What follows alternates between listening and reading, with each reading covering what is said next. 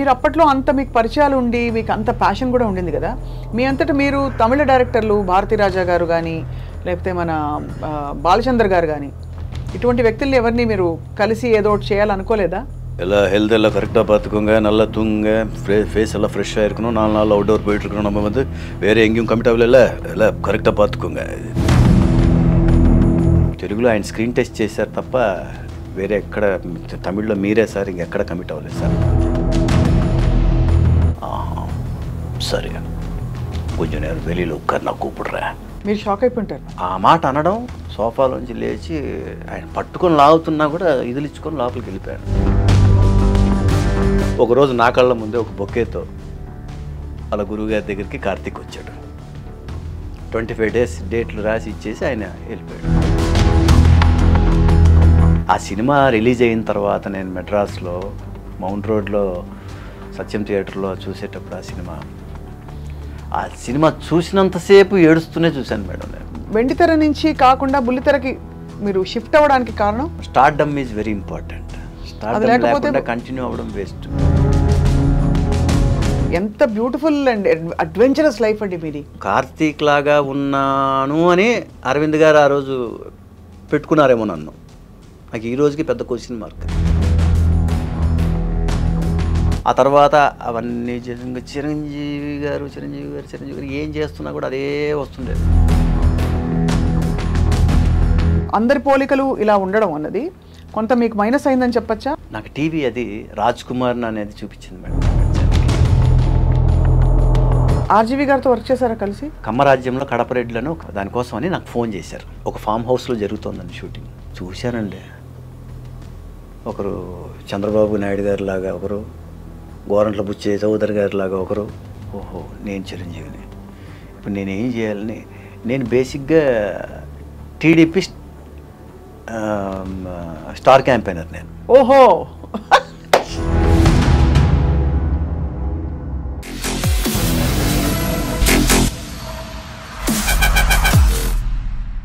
అందరికీ నమస్కారం and welcome to my special candid conversation. ఆయన చూడటానికి మెగాస్టార్ గారిలా ఉంటారన్నది ఒక వైపు మనం మాట్లాడుకుంటే, రెండో వైపు అక్షరాల బుల్లితెర మెగాస్టార్ అని చెప్పచ్చు. ఆయన చేసిన సీరియల్స్ అన్నీ కూడా టాప్ సూపర్ హిట్స్ అండ్ ఎప్పుడూ డిమాండ్లో ఉంటూ ఎప్పుడో 90వ దశకంలో తన ప్రయాణాన్ని మొదలుపెట్టి సినిమాతోటి ఆ తర్వాత బుల్లితెరకు కూడా పరిచయం అయ్యి ప్రతి ఇంట్లో ప్రతి తెలుగు వాళ్ళ మనసులో మెదిలే నటులు ఎవరు అంటే నటులు రాజ్ కుమార్ గారు. రాజ్ కుమార్ గారిని తెర మీద చూసినప్పుడల్లా నేను కూడా ఆశ్చర్యపోయేదాన్ని, ఏంటి ఇంత ఫెమిలియర్గా అనిపిస్తారు, మన ఇంట్లో ఒక మనిషిలా అనిపిస్తారని చెప్పి. ఇవాళ ఫస్ట్ టైం ఆయన్ని కలుస్తున్నాను, ఆయనతో మాట్లాడబోతున్నాను. It's a great privilege to welcome Raj Kumar గారు. నమస్కారం రాజ్ కుమార్ గారు. వీలైతే 44 మాటలు, 4 మాటలు సరిపోవు కాబట్టి తప్పకుండా మీ చేతిలో కప్పు కాఫీ ఉంది కాబట్టి నేను కూడా మీ పర్మిషన్తో గ్రీన్ టీ. ఎలా ఉన్నారు సార్? బాగున్నానండి.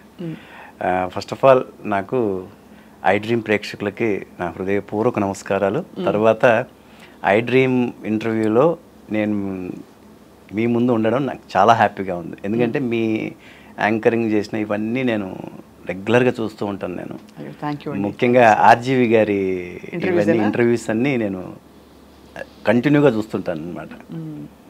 ఐఎమ్ సో హ్యాపీ ఈరోజు మీ ముందు ఉంటాను. Thank you so much. నేను ఇన్ పర్సన్ మిమ్మల్ని చూశాను ఇదివరకు, కానీ ఇవాళ చూసినప్పుడు ఇంకా కొంచెం జలక్ తిన్నానంటారు కదా, అలా ఆ నవ్వుతుంటే అసలు కంప్లీట్గా ఏంటండి బాబోయ్, అయ్యి బాబోయ్, నిజంగా ఎంతమంది మీకు ఇంతవరకు చెప్పారు, ఒకసారి లెక్క పెట్టారా మీరు చిరంజీవి గారి పోలికలో ఉన్నారు అని? యాక్చువల్గా అండి, నేను కాలేజీలో చదువుకునేటప్పుడు కార్తీక్ అంటుండేవాళ్ళండి ఫస్ట్. అప్పుడు ఈ అభినందన, ఘర్షణ ఇలాంటి సినిమాలన్నీ వచ్చిన టైంలో మురళి అని కూడా ఆయన పేరుంది. ఫస్ట్ నేను విన్న ఆ కంపారిజన్స్ అనేది పుణ్యస్త్రీ అనే ఏదో ఒక సినిమా రిలీజ్ అయ్యిందండి కార్తీక్ గారిది. మన రవిరాజ పినిశెట్టి గారి సినిమా అనుకుంటాను అది. మా సొంత బంధువులే అనమాట, మా ఫ్యామిలీ రిలేషన్స్లోనే వాళ్ళే.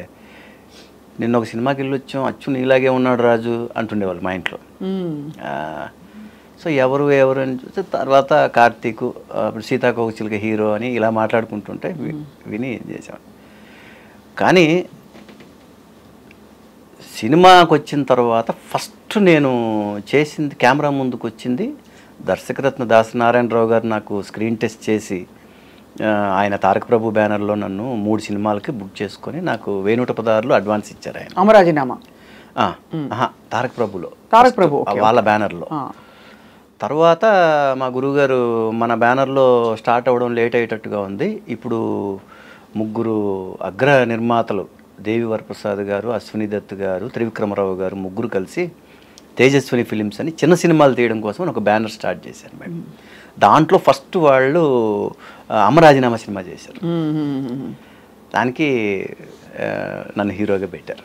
అది ఆ సినిమాలో నన్ను హీరోగా ఇంట్రొడ్యూస్ చేసి తర్వాత చోటకై నాయుడిని కెమెరామెన్గా చేశారన్నమాట మా గురువుగారు. సో అలా నా ప్రస్థానం స్టార్ట్ అయింది అని జరిగింది. దానికి ముందు ఎప్పుడైతే మా గురువు గారు తారక ప్రభు దీంట్లో ఒక కొత్త హీరోని ఇంట్రొడ్యూస్ చేస్తున్నానని పేపర్లో అప్పుడు ఒక చిన్న బాక్స్ లాగా వచ్చి ప్రింట్ మీడియాలో వచ్చింది మేడం. వచ్చిన తర్వాత అప్పుడు నాకు ముందే మేము జిమ్లో ఒకసారి అరవింద్ గారిని కలవడం జరిగింది. అంటే నేను అప్పుడు చోలా హోటల్లో చెన్నైలో జిమ్కి వెళ్ళే. అప్పుడు ఏంటంటే మేడం అప్పుడు 100 రూపీస్ కట్టి జిమ్ చేసేసుకోవచ్చు, మనం ఎప్పుడు వెళ్తే అప్పుడు కట్టేసి చేసుకోవచ్చు. ఆ రోజుల్లో 100 రూపీస్ కట్టేది పెద్ద విషయం. అవును. సో అలా వెళ్ళి స్టీమ్ అవి తీసుకొని అసలు జిమ్ చేసుకొని వచ్చేవాళ్ళు. చాలామంది ఆర్టిస్టులు పెద్ద పెద్ద హీరోలు అందరూ వచ్చేవాళ్ళు అక్కడ. అరవింద్ గారిని నేను అక్కడే చూశాను మేడం. మనకేమో తెలుసు, వాళ్ళ సినిమాలు చూస్తూ పెరిగిన వాళ్ళం మనం. ఆయన నన్ను చూసి హాయ్ కార్తీక్ అన్నాడు ఫస్ట్. నన్ను చూసి ఈయన కూడా ఏంటి ఇలా అనేసాడు ఏంటి నన్ను ఇది అనుకొని సరే నవ్వి వస్తే నేను కార్తీక్ కాదండి నేను. వెంటనే ఆయన అలా ఉన్న ఫేస్ అలా ఎవరు మీరు అన్నాడు. ఇట్లాగా నా పేరు రాజ్ కుమార్ అండి. ఏ ఊరు ఎక్కడి నుంచి వచ్చారు? ఇట్లాగ మాది యాక్చువల్గా నేను రాయలసీమ అండి, మాది అనంతపూర్ డిస్ట్రిక్ట్ గుంటకల్ మా నేటివ్ ప్లేస్. తర్వాత మా 4 ఫాదర్స్ వచ్చి కడప. ఇట్లాగా నేను చేసుకున్న అమ్మాయి కడప రెడ్డిస్ అమ్మాయి, పొలిటీషియన్ డాటర్ అనమాట నా వైఫ్. సో తర్వాత మా అమ్మగారిది వచ్చి నందికొట్కూరు కర్నూలు జిల్లా. ఇట్లా నేను రాయలసీమకు సంబంధించిన. రాయలసీమ పేరు చెప్తే సినిమాలు కూడా ఇవ్వరని అప్పుడు భయపెట్టేవాళ్ళు మాకు. అవును, కొంచెం అగ్రెసివ్ ఇమేజ్ ఉండేది మేడం. సో అందుకనేసి నేను చెప్పకుండా అప్పుడు ఫాదర్ నెల్లూరులో జాబ్ చేస్తుండేవారు. ఇలాగ నెల్లూరు నుంచి వచ్చానండి నేను.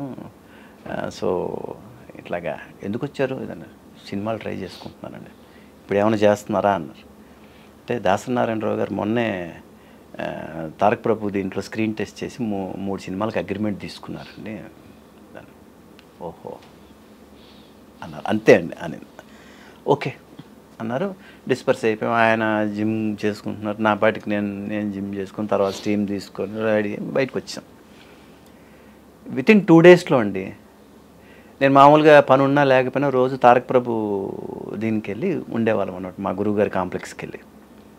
ఒకసారి సడన్గా మా గురువుగారి దగ్గర ఉండే అటెండర్ వచ్చి సార్ పిలుస్తున్నారు, గురువుగారు పిలుస్తున్నారు మిమ్మల్ని అనగానే నేనేం తప్పు చేశాను బాబు, పొద్దున్నే నన్ను పిలుస్తున్నారు అనుకుని నేను మా గురువుగారి దగ్గరికి వెళ్ళాలంటే భయంగా ఉండేది అసలు. సరే అని వెళ్ళాను. అలాగనే అలా చూస్తున్నారు మా గురుగారు, అలా చూస్తూ నవ్వుతూ అలా ఉన్నారు ఆయన. నేను చూసి సరే ఏంట్రా అప్పుడే నిన్ను పెద్ద వాళ్ళంతా నిన్ను పిలుస్తున్నారు అన్నాడు గురువుగారు. ఏం లేదురా, అరవింద్ ఫోన్ చేశాడు, వాళ్ళు ఏదో చిన్న సినిమా ఒకటి వాళ్ళ నాన్నగారి పేరు మీద అల్లు ఆర్ట్స్ అని ఒకటి మొదలు పెడుతున్నారంట, దాంట్లో చిన్న సినిమా చేస్తున్నారంట, చిన్న సినిమాలు చేయడం కోసమే ఆ బ్యానర్ స్టార్ట్ చేస్తున్నారంట, దాంట్లో నిన్ను హీరోగా అడుగుతున్నారు, వెళ్ళి కలువు అన్నాడు. మనది స్టార్ట్ అవుతుంది, ఈలోపు వెళ్ళి కలువు, అరవింద్ కూడా మనవాడే అన్నాడు ఆయన. సరే అని చెప్పి నేను ఇంకా ఆయన అండం ఆలస్యం, అసలు క్షణాల్లో వెళ్ళిపోయాం. కామ్దార్ నగర్ అరవింద్ గారు ఆఫీస్కి వెళ్ళిపోయాం. అలాగనే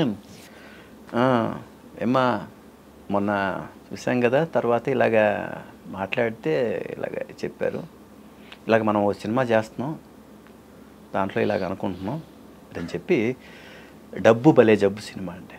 ఆ సినిమాకి డైరెక్టర్ వచ్చేసి మన కాపుగంటి రాజేంద్ర గారు. అది చిన్న సినిమా, అల్లు ఆర్ట్స్లో. గీతా ఆర్ట్స్ వచ్చి పెద్ద సినిమాలు, అల్లు ఆర్ట్స్ వచ్చి చిన్న సినిమాలు. దాంట్లో నేను రావు గోపాలరావు గారి అబ్బాయినండి.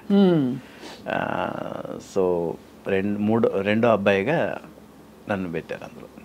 సుమలత గారు మా వదిన గారు.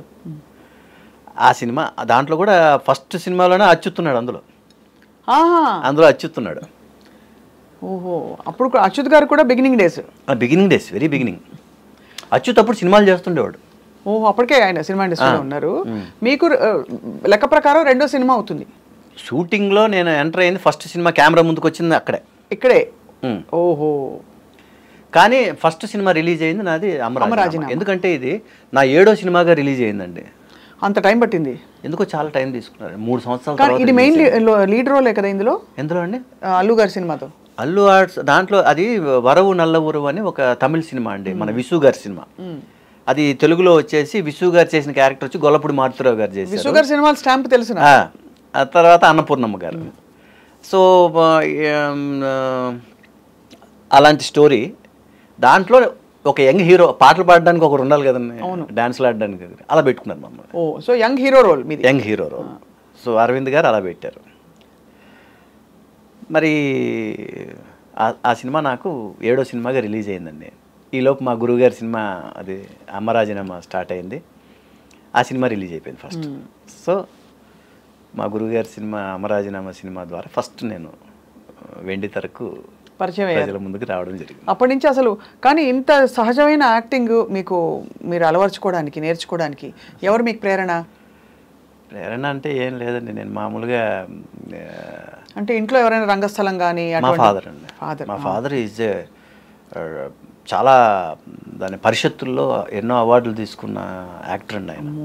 ఎన్టీ రామారావు గారి చేతుల మీదుగా ప్రొద్దుటూరు పరిషత్తుల్లో ఆయన బెస్ట్ యాక్టర్గా అవార్డు తీసుకున్నాడు అండి. మరి అక్కడే బీజం పడింది మీకు ఉండి. తర్వాత ఆయన సినిమాల్లో ఇదవుతామని చాలా ప్రయత్నించాడండి. కొన్ని సినిమాలు చేశారు. ఎందుకంటే కోడి రామకృష్ణ గారు, కట్టా సుబ్బారావు గారు వీళ్ళందరూ బాగా క్లోజ్ ఫ్రెండ్స్ నాన్నగారికి.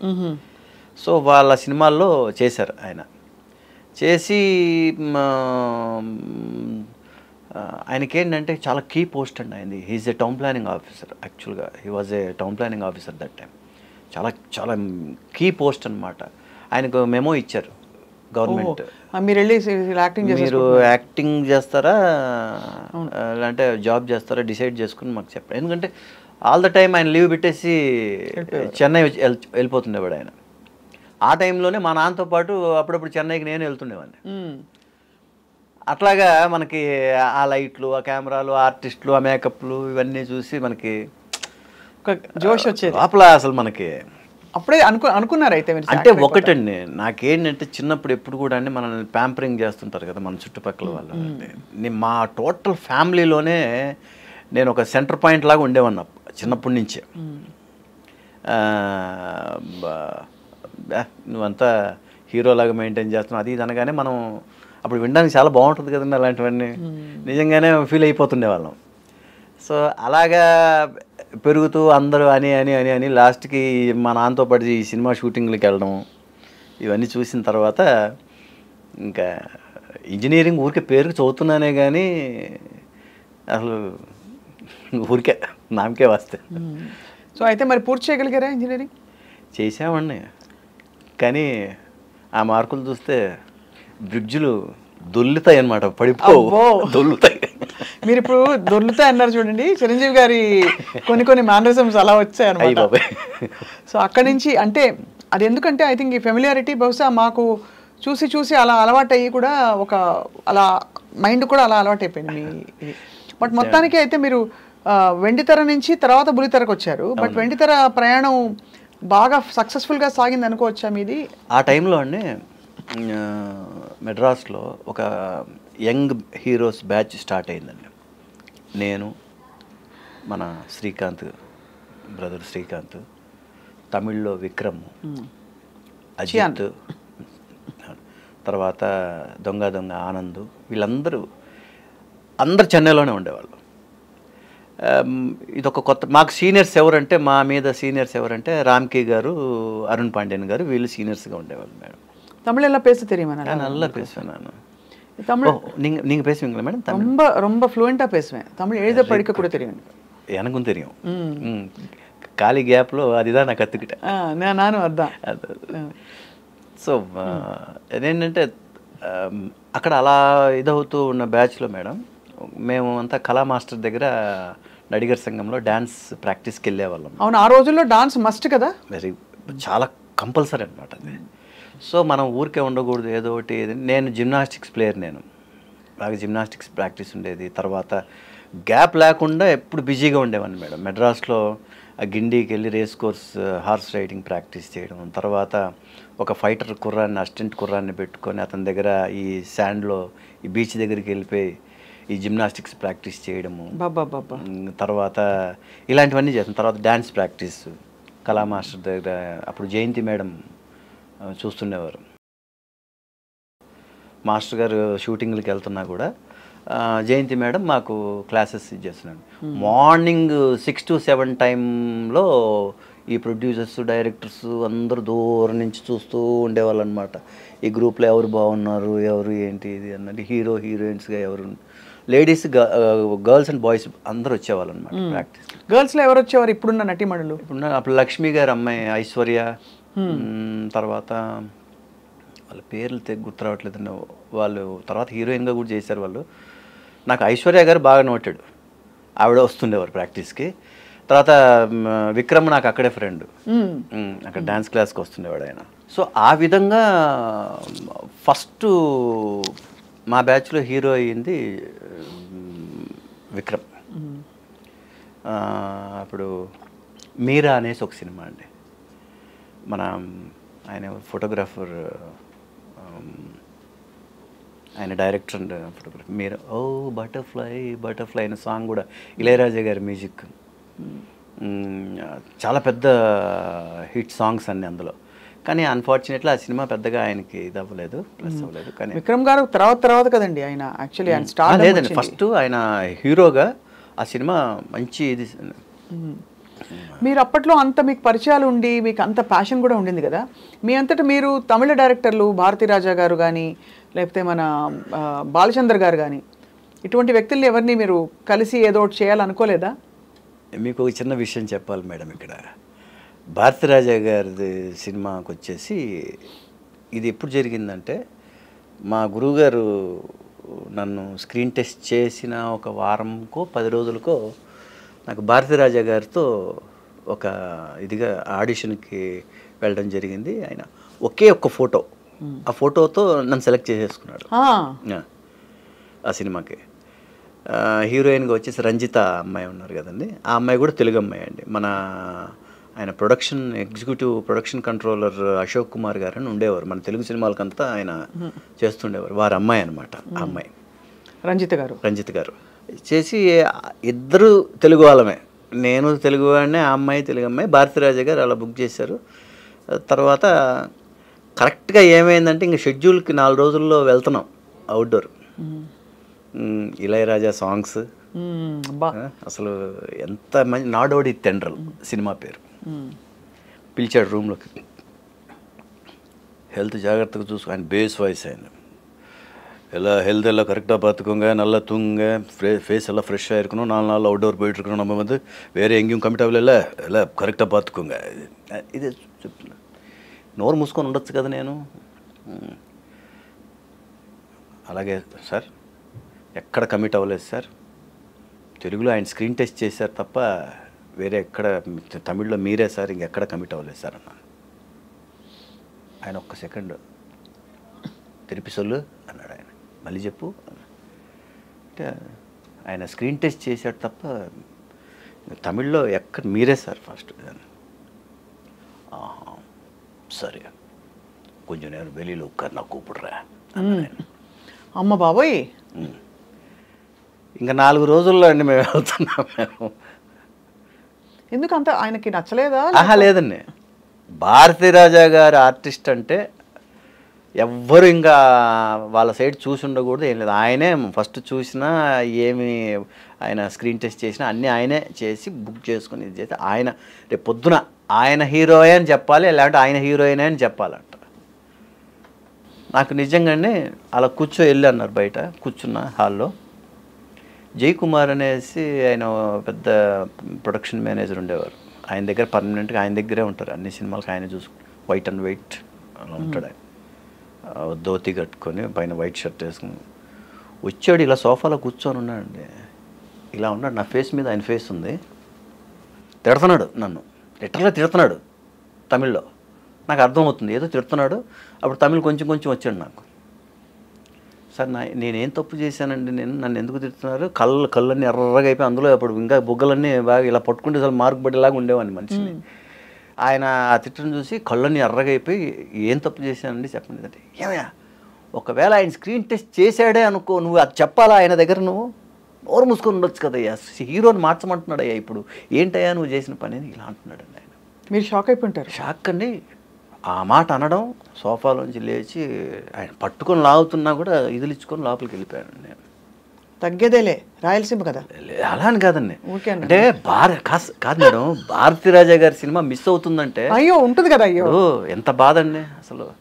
వెళ్ళి సార్ నేను అబద్ధం చెప్పకూడదని నిజం చెప్పాను సార్, అంతే తప్ప అందులో ఆయన స్క్రీన్ టెస్ట్ చేశారు సార్, తమిళ్లో ఇంకా మీరే ఇది సార్, ఇది కూడా జరిగింది 1 వీక్ ముందు సార్, అంతే తప్ప నేను ఎక్కడ కమిట్ అవ్వలేదు, కెమెరా ముందుకే వెళ్ళలేదు సార్, నేను మీరే అవుతారు సార్, నేను మీ హీరో అంటే నాకు లైఫ్ వస్తుంది సార్ నాకు. సరేమ్మా ఓకే ఒన్ను అవ్వదు ఓకే ఓకే ఓకే. ఈ లోపల దాన్ని తీసుకొచ్చారు బయటికి. రోజు పొద్దున్నే 7:30-8కి వెళ్ళి కూర్చుంటాను మేడం. నా కళ్ళ ముందే సారు అలా కారు దిగి ఆఫీస్ రూమ్లోకి అలా వెళ్ళిపోతూ ఉంటారు, లేచి నిలబడుతుంటాను 9:30కి అలాగా సార్.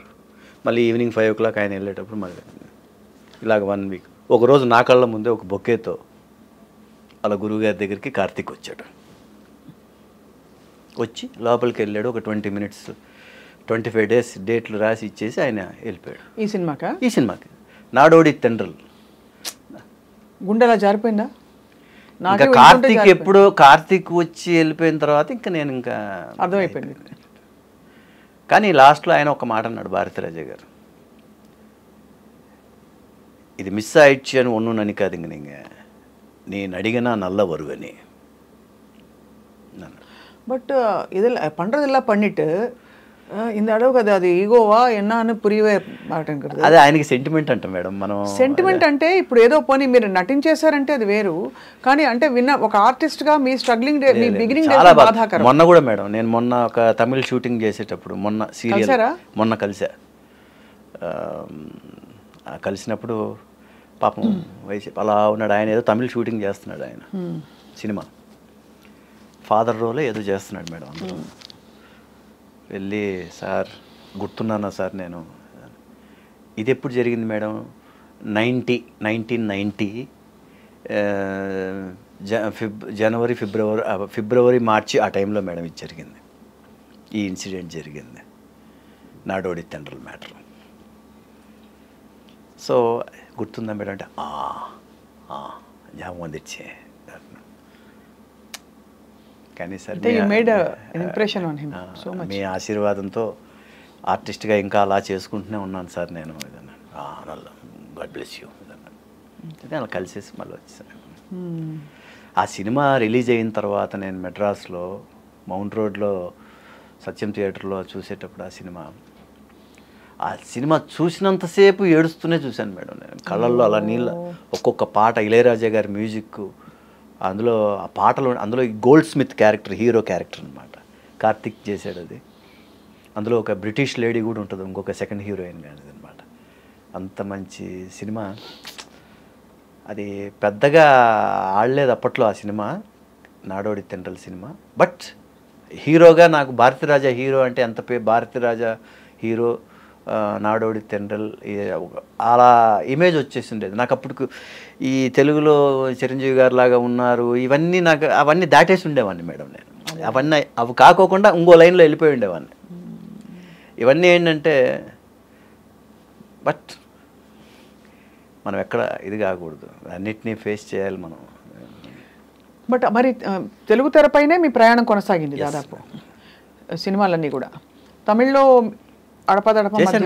తమిళ్ చేశాను నేను, తెలుగు తమిళ్ కన్నడ 3 languages మేడం నేను. 74 ఫిలిమ్స్లో 27 హీరో మేడం నేను. మిగతా అవన్నీ 2 హీరోలు 3 హీరోలు అలా కాంబినేషన్ వస్తూ మెల్లిగా అలా చేసుకుంటే కరెక్ట్గా ఏంటంటే మేడం, స్టార్డమ్ అనేది ఒకటి ఉంటుంది మేడం హీరోకి. ఎప్పుడు కూడా ఒక స్టార్డమ్ అనేది ఇంపార్టెంట్ మేడం. అది లేకుండా మనం ఎందుకంటే మీరు చెప్తున్న పేర్లని మీ సహనటులందరూ కూడా దాదాపుగా స్టార్డమ్ తెచ్చుకున్నారు, మీకు గొప్ప యాక్టర్ అని మంచి పేరు తెచ్చుకున్నారు. ఇప్పుడు కూడా మీరు ఈ సీన్ నరేట్ చేస్తున్నప్పుడే మీ హావభావాల్లో అర్థమైపోతుంది ఎంత అలవాటు పడ్డారు మీరు. డైలాగ్ డెలివరీ కావచ్చు, అవలీలగా మీరు అలా చెప్పేస్తున్నారు. అసలు ఏ విధమైన అంటే ఇదన్నీ నేను ఎగ్జాజరేట్ చేసి చెప్పట్లేదు మేడం, ఇది నేను ఫేస్ చేసి వచ్చిన మ్యాటర్స్ మేడం. కరెక్ట్ అయినా కూడా అందులో లీనమైపోతున్నారు మీరు. అప్పుడు మీరు ఎంత లీనం అవుతున్నారంటే, మీరు భారతీరాజా గారి ఆఫీస్లో నిలబడ్డ ఆ దృశ్యం, ఆఫీస్ ఎలా ఉంటుందో ఎవరికి తెలియదు కానీ మాకు అలా జెమినీ పార్సన్ కాంప్లెక్స్లో భారతీరాజా గారి ఆఫీసు మేడం, అసలు అది ఎంతమంది ఆర్టిస్టులకు లైఫ్ ఇచ్చిందో. ఆయన ఆఫీస్కి వెళ్ళి మేకప్ వేసుకొని ఆడిషన్ చేసి ఆయన ఓకే అన్నాడంటే వాళ్ళు స్టార్స్ కిందే లెక్క.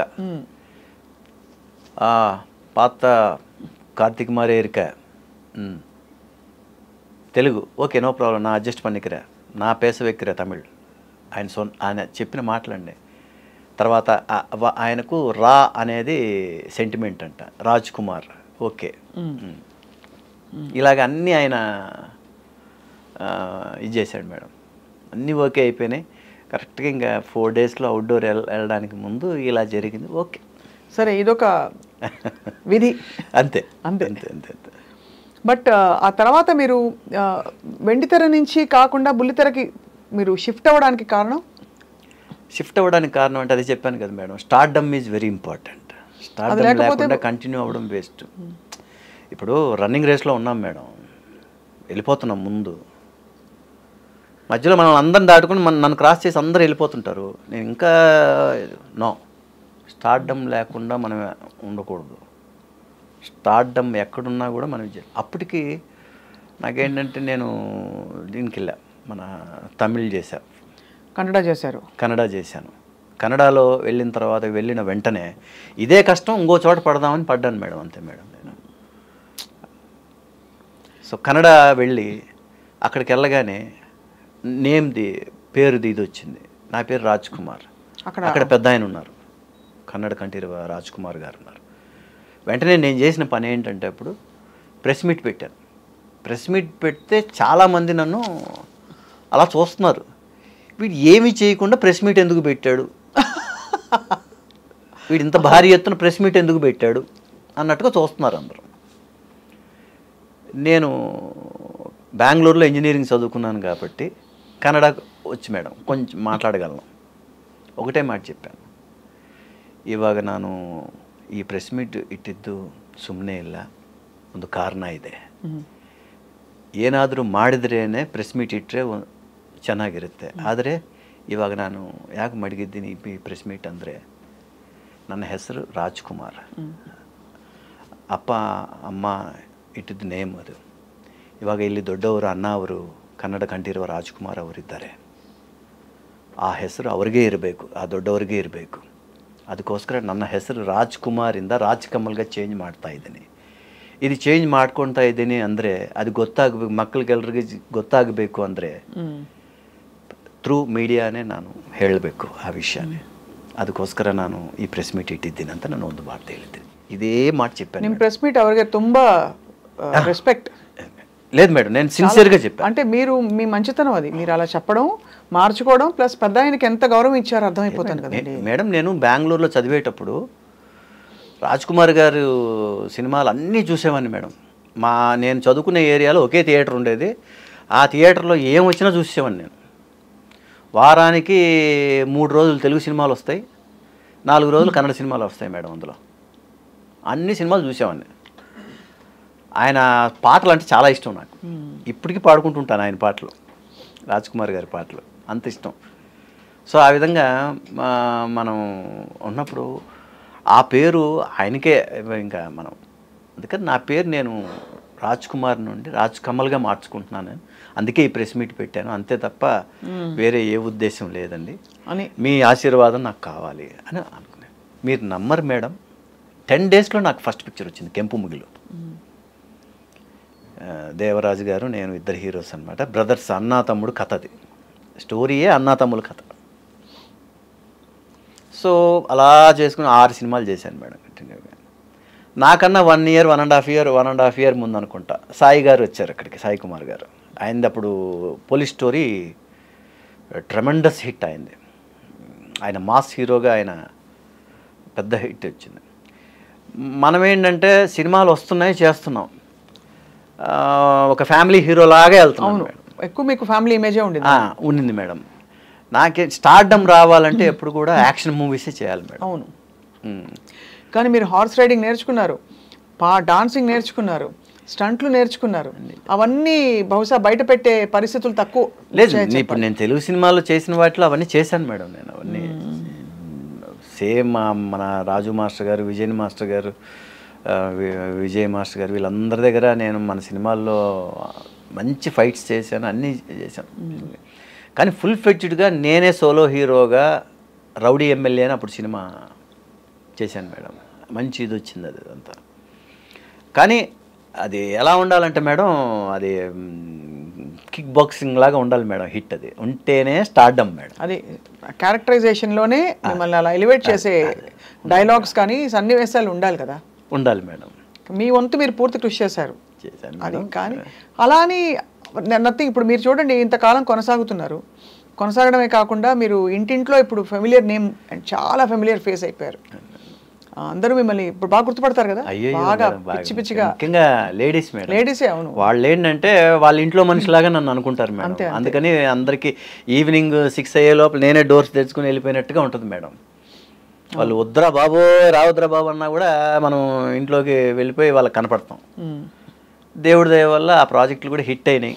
అన్నీ ఎంత హిట్స్. మీరు అసలు ఫాదర్ సన్ క్యారెక్టర్ వేసిన ఫస్ట్ హీరో మీరు బుల్లితెరపై మీరే అని అనుకుంటున్నాను మేడం. ముందేమో నాకు తెలియదు. మనకు తెలిసినంత వరకు, నాకు తెలిసినంత వరకు అంటుండేవాళ్ళు నా పక్కన.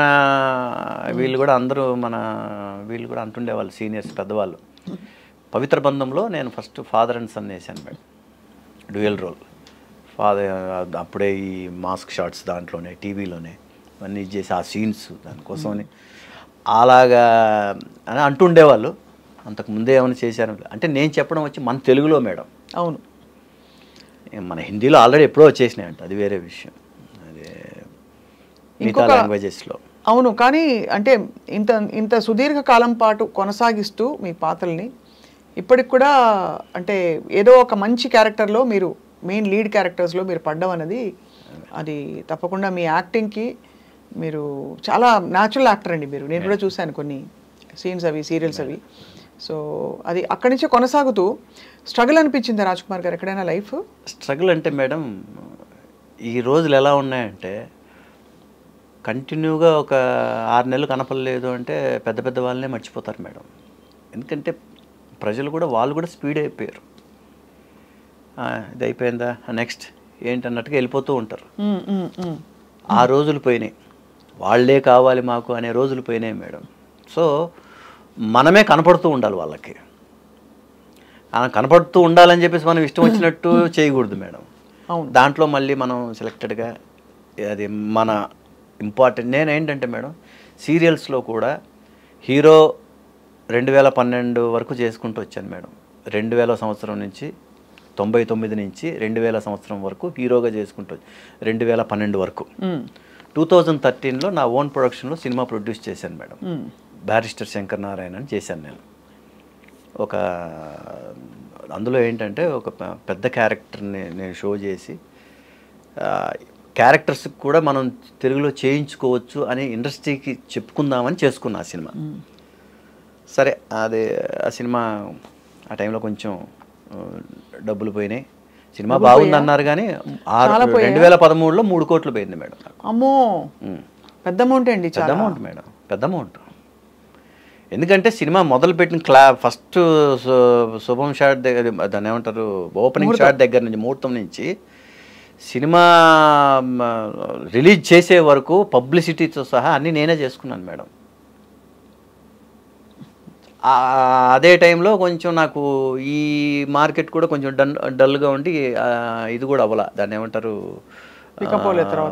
మన హీరో క్యారెక్టర్స్కి కాదు మేడం, డబ్బింగ్ సీరియల్సా, సినిమాని మనం టీవీలోకి ఇది చేస్తాం కదా, అది కూడా అప్పుడు శాటిలైట్ రైట్స్ కూడా ఆఫ్ చేసి పెట్టున్నారు ఛానల్స్లో, తీసుకోలేదు. వాళ్ళు ఎలా అడిగారంటే షేరింగ్ దీని కింద అడిగారు, నేను ఒప్పుకోలేదు. నేను అవుట్ రైట్కి ఇస్తానన్నాను, నేను తర్వాత అది అలా ఉండిపోయింది. అప్పుడు ఇవన్నీ లేవు. ఇప్పుడు బిజినెస్ బాగుంది. ఇప్పుడు డిజిటల్ అవి ఇవన్నీ చాలా వచ్చినాయి ఇప్పుడు. అవును. 2013లో అవన్నీ లేవు, ఓన్లీ శాటిలైట్ ఉండేది అంతే మాకు. మొత్తానికి ఇది ఇచ్చారా శాటిలైట్ కది? ఇవ్వాల, నేను అలాగే నేను అవుట్ రైట్కి అయితేనే ఇస్తాను. ఓటీటీకి ఇచ్చేయండి హ్యాపీగా. అంటే లేదు, మంచి సినిమా, ఇప్పుడు ప్రయత్నం కదండి. రెండోది మీరు ఎంత కష్టపడి పైసా కూడబెట్టుకుంటూ మీరు హీరోగా రకరకాల క్యారెక్టర్స్ చేస్తూ టీవీ సీరియల్స్లో నటిస్తూ కూడబెట్టుకున్న 3 కోట్ల రూపాయలు అంటే చిన్న విషయం కాదు కదండి. సో మరి ఆ తర్వాత మీరు క్యారెక్టర్ రోల్స్కి వచ్చేసారు. క్యారెక్టర్ రోల్స్ చేయాలని ఆ సినిమా చేశాను. సినిమా ఇప్పుడు 2వ వారానికి సినిమా లేదండి.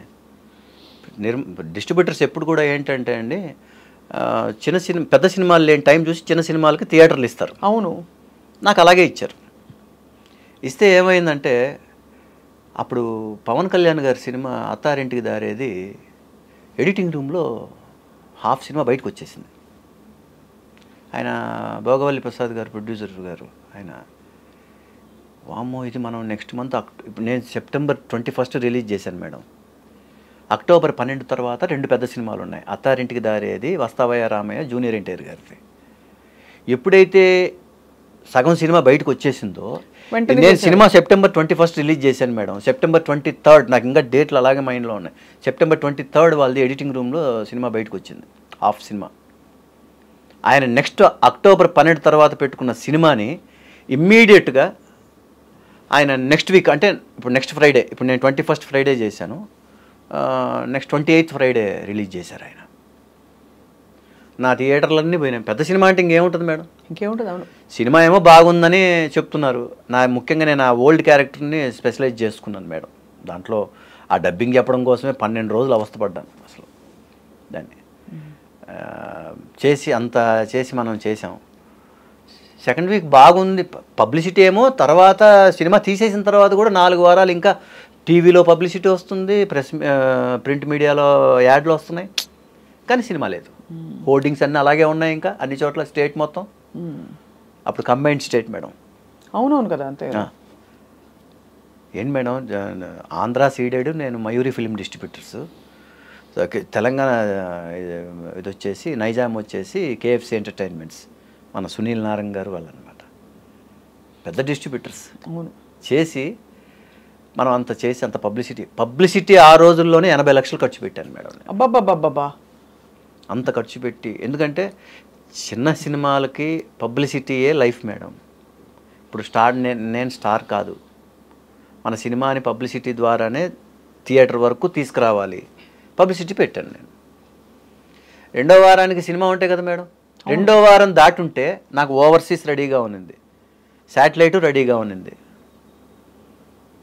ఎప్పుడైతే ఇవన్నీ అయినా అన్నీ అయిపోయినాయి అలా మేడం.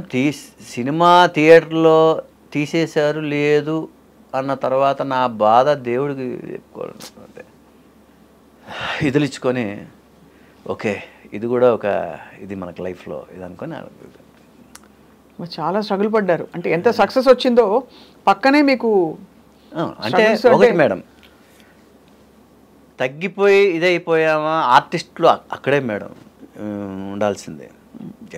తగ్గామంటే ఒక్కసారి ఫ్లాట్ అయిపోయి దానికోసమని వేరే అలవాట్లన్నీ నేర్చుకునేసి తాగి పడిపోయి, లేకుంటే ఇంకోటి అయిపోయి, లేకుంటే ఇంకోటి ఏదో. మనిషి జన్మ ఎంతో వాల్యుబుల్ జన్మ మేడం. అన్నీ చూసి మనం ఫేస్ చేసి దాంట్లో నిలబడితేనే ఇట్స్ ఎ గ్రేట్ థింగ్. గొప్ప స్ఫూర్తి మీరు ఇస్తున్న మాట. ఇక్కడ చాలా మంది ఆర్టిస్టుల గురించి అలా విన్నాం మనం. అదే మేడం, అవును, రైట్. ఈ సీరియల్స్ సినిమాలు చేస్తున్న క్రమంలోనే మీ పెళ్ళి అయిందండి? మెడ్రాస్ వచ్చిన కొత్తల్లో 89 డిసెంబర్ 6 మెడ్రాస్లో కాలు పెట్టాను మేడం నేను. మేడం వచ్చి రాగానే మనకు సినిమాలు ఎక్కడ ఉంటాయి మేడం, టీ నగర్లో మా ఇల్లు, మా ఇంటి ఎదురుగా ఒక బంగ్లా, ఆ బంగ్లాలో ఒక కడప పొలిటీషియన్ హౌస్. అది వాళ్ళు ఎందుకున్నారు అక్కడ అదంటే అప్పట్లో ఎక్స్పోర్టింగ్ అంతా షిప్మెంట్స్ కానీ మెడ్రాస్లోనే ఉండేది. సో అందుకని వాళ్ళ family they are from Kadapa, అక్కడే ఉండేవాళ్ళు, ఫ్యామిలీ అంతా అక్కడే ఉండేవాళ్ళు. అలా చూపులు కలిసిన శుభవేళ అన్నట్టుగా కలవడం జరిగింది. తర్వాత మ్యారేజ్. మా లవ్లో ఒకటి ఏంటంటే మేడం, మేము ఏ రోజు కూడా మేము బయట ఎక్కడ కలవలేదు, మాట్లాడుకోలేదు. ఆ రోజుల్లో సెల్ ఫోన్స్ లేవు. ఆ చూపులే అంతే. సో మీరే వెళ్ళి అడిగారా? మ్యారేజ్ చేసుకోవాలని అనుకున్నాం.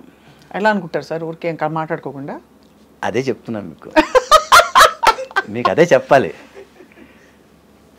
ఆ అమ్మాయి ఏం చేసిందంటే, నా వైఫ్ ఇంటి నెంబర్ చెప్తే ఫోన్ నెంబర్ తెలుస్తుంది కదా, మా ఓనర్స్ నెంబర్, కింద వాళ్ళు ఓనర్స్ ఉంటారు, మేము పైన ఉండే ఫస్ట్ ఫ్లోర్లో ఉండేవాళ్ళం. అప్పుడు ఫోను ఓవైటీలో బుక్ చేసుకుంటే 1.5 years పట్టేది.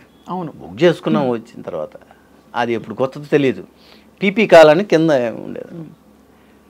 ఒకసారి పీపీ కాల్ మీకు అంటే కట్ చేస్తే మనం ఎవరినైతే ఆ అమ్మాయిని చూస్తున్నామో ఆ అమ్మాయి మాట్లాడుతోంది అక్కడ. అంతే, ఒకేసారి మాట్లాడుకున్నాం, ఒక్కసారి అంతే. ఏమని మాట్లాడుకున్నారు? అంతే. మీరు సిగ్గుపడుతున్నారు సార్ మరి. అంటే అప్పటికి ఇష్టం ఏర్పడిందని అర్థమైపోయింది. ఏర్పడిన తర్వాత చాలా కాలం తర్వాత ఇది కూడా.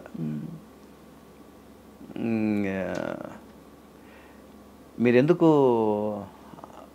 అలా వచ్చి చూస్తున్నారు, మీరు అది బాగలేదు అన్నట్టుగా అర్థం. నేను ఇష్టపడుతున్నాను. నేను ఇష్టం అంటే అదే, నేను పెళ్లి చేసుకుంటాను మిమ్మల్ని అన్నాను. అంతే అండి, అంతేనా. ఫోన్ కట్ చేసింది అమ్మాయి. సైలెంట్గా చూస్తుండేది అలా. కొంతకాలం తర్వాత వాళ్ళు ఇల్లు ఖాళీ చేయించారు. ఇంట్లో తెలిసినట్టుంది. ఎందుకు అని అడిగితే తర్వాత నేను మా ఆవిడని అడిగితే, ఎందుకు తర్వాత ఉన్నట్టు ఖాళీ చేశారు ఇదంటే, నువ్వు అన్న మాట మా అమ్మతో చెప్పాను, మా అమ్మ మొత్తం ఇల్లు ఖాళీ చేయించి తీసుకెళ్ళారు. సో అయితే మరి తర్వాత అంతే అండి, సెట్ అయిపోయింది. ఏం సెట్ కాలేదు. 90లో మొదలైన ప్రేమ 95లో పెళ్లి చేసుకున్నాను నేను. అప్పటి వరకు మరి ఇల్లు ఖాళీ చేస్తే మీరు ఎలా కలిసేవారు? ఏం లేదు, 92లో ఇంటికి వెళ్ళిపోయి తాళి కట్టానండి ఫస్ట్ టైం. అంతే. తను కూడా ధైర్యంగా ఒప్పేసుకున్నారు. అంతే అంతే.